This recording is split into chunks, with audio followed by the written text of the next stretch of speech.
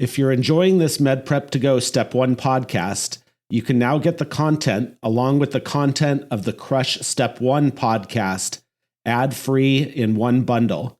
Just go to medprep2go.com and find our new subscription podcast called MedPrep to Go Step 1 Bundle. When the holidays start to feel a bit repetitive, reach for a Sprite Winter Spiced Cranberry and put your twist on tradition. A bold cranberry and winter spice flavor fusion, Sprite Winter Spiced Cranberry is a refreshing way to shake things up this sipping season. And only for a limited time. Sprite. Obey your thirst. Running a business means I wear lots of hats. Luckily, when it's time to put on my hiring hat, I can count on LinkedIn to make it easy. I can post a job for free or pay to promote it and get 3 times more qualified candidates.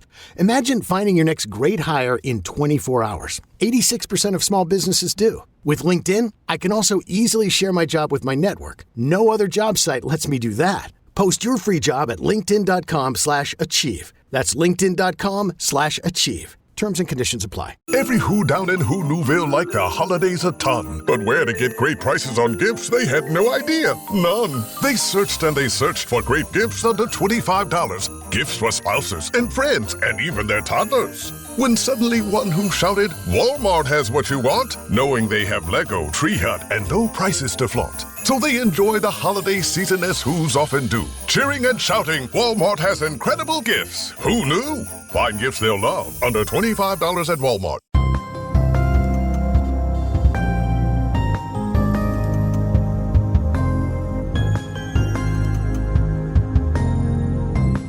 This is Dr. Ted O'Connell with MedPrep to Go Step 1 QBank podcast. Today we'll be reviewing 3 biostatistics questions. Just a reminder that you can find these questions and many more on our website at medprep2go.com. If you have any feedback or you'd like to get involved with this project, please email me directly at ted.medprep2go@gmail.com. If you like what we're doing, please subscribe to the podcast, give us a review, and tell your friends about what we're doing. All right, let's go ahead and get started with the first question. A patient with suspected autoimmune thyroiditis undergoes a diagnostic test. The test correctly identifies 85% of individuals without the condition. Which of the following terms best describes the probability that a negative test truly indicates the absence of autoimmune thyroiditis? A, false negative rate. B, negative predictive value. C, positive predictive value. D, sensitivity. Or E, specificity. The correct answer is B, negative predictive value. Negative predictive value is the probability that a negative test truly indicates the absence of the disease. It is calculated as true negatives divided by the sum of true negatives plus false negatives. In this case, it represents the likelihood that a negative test accurately indicates the absence of autoimmune thyroiditis in the patient with suspected symptoms. Answer choice A, false negative rate, is incorrect. The false negative rate is the proportion of individuals with the disease who receive a negative test result. It is calculated as false negatives over the sum of false negatives plus true positives. Answer choice C, positive predictive value, is incorrect. Positive predictive value is the probability that a positive test truly indicates the presence of the disease. It is calculated as true positives over the sum of true positives plus false positives. Answer choice D, sensitivity, is incorrect. Sensitivity is the probability of a positive test result when the disease is present. It is calculated as true positives over the sum of true positives plus false negatives. Answer choice E, specificity, is incorrect. Specificity is the probability of a negative test result when the disease is absent. It is calculated as true negatives over the sum of true negatives plus false positives. The key learning point here: negative predictive value is the probability that a negative test result truly indicates the absence of the disease. It is calculated as true negatives over the sum of true negatives plus false negatives.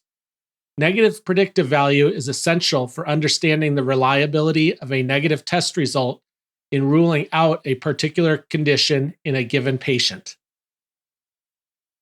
Question 2. A diagnostic test for a rare genetic disorder correctly identifies 90% of individuals without the condition.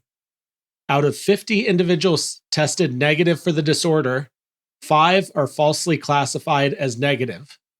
Which of the following is the negative predictive value for this test? A, 10%, B, 45%, C, 50%, D, 89%, or E, 90%? The correct answer is E, 90%.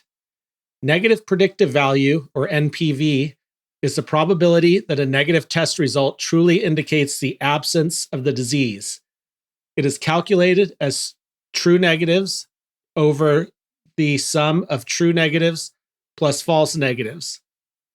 In this case, negative predictive value equals 45 divided by the sum of 45 plus 5, which is 45 over 50, or 0.90, which is 90%. Answer choice A, 10%, is incorrect.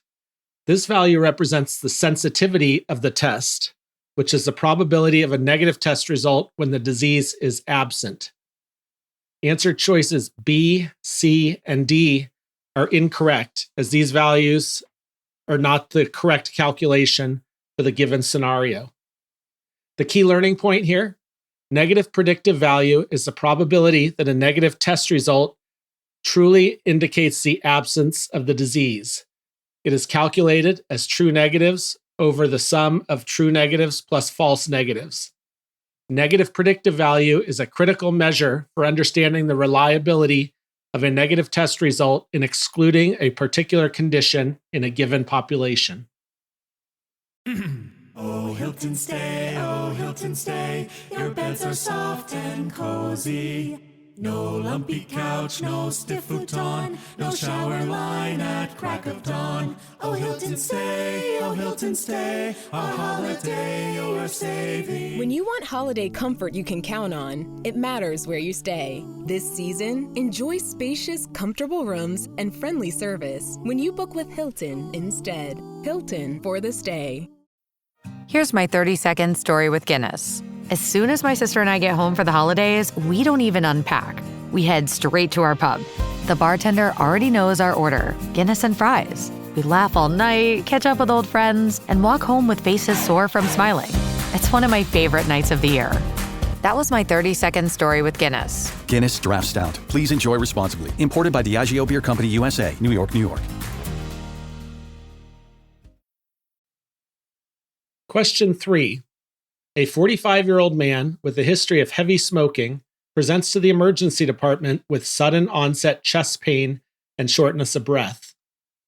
He is diagnosed with a massive pulmonary embolism and unfortunately passes away shortly after arrival, despite resuscitative efforts. A researcher is working in the hospital and is measuring the impact of disease processes on life expectancy. The concept of years of potential life lost would be most relevant in understanding the impact of his premature death on public health. Which of the following best describes the concept of years of potential life lost? A, it assesses the economic impact of mortality on a population. B, it calculates the number of years added to life expectancy by preventive measures. C, it measures the total number of years lost due to premature death from a particular cause. D, it quantifies the average age at which individuals die from a particular condition. Or E, it reflects the number of years lived beyond the average life expectancy. The correct answer is C. It measures the total number of years lost due to premature death from a particular cause. Years of potential life lost, or YPLL, is a public health measure used to quantify the impact of premature mortality on a population. It calculates the total number of years that individuals would have lived if they had not died prematurely from a particular cause, such as pulmonary embolism in this case.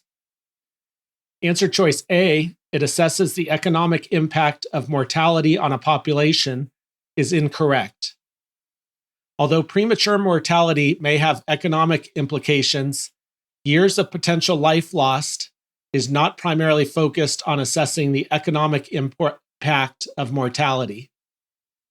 Answer choice B, it calculates the number of years added to life expectancy by preventive measures, is incorrect.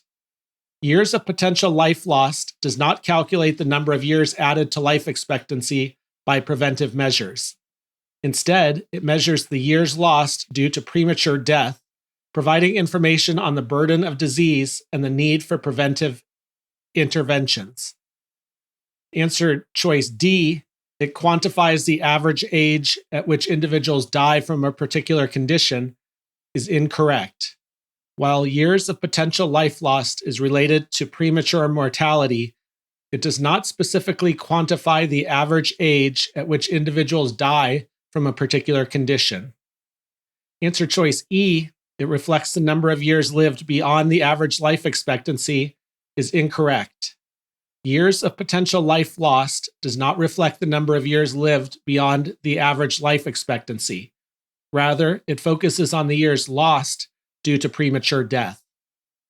The key learning point here, years of potential life lost is a public health measure that quantifies the total number of years lost due to premature death from a specific cause. It helps assess the burden of disease and the effectiveness of interventions aimed at reducing premature mortality within a population. Okay, so that's it for this episode, but please do check out our other episodes as well as all of our other content at medprep2go.com.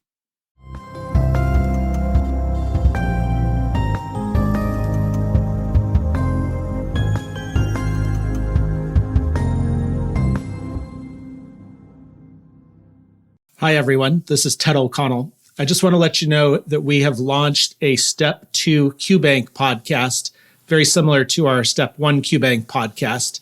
Each episode will have 3 questions so that you can study on the go. We are actively recording these and plan to release a new episode every 2 weeks. We're also launching a premium podcast bundle that will include ad-free access to USMLE Step 2 Secrets podcast, as well as early and ad-free access to all of our episodes from the Step 2 QBank podcast. So please go over to our website at medprep2go.com and check these out, or you can access them wherever you get your podcasts. Thanks so much.